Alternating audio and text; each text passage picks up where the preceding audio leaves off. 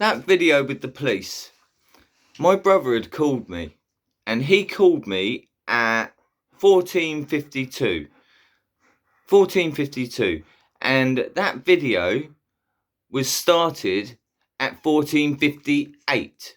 So in 6 minutes, give or take because of the minute, in 6 minutes, I got myself together, went over there, spoke to him, gave him a brief rundown of how I required help and wanted answers. I've been screaming for answers from the police for months, and I was glad they were there because I wanted to speak to them. And they said, we need to check if your brother's alive. And as I was unlocking that door, he literally put his hand on there and tried to force it open. I pulled it up to stop him.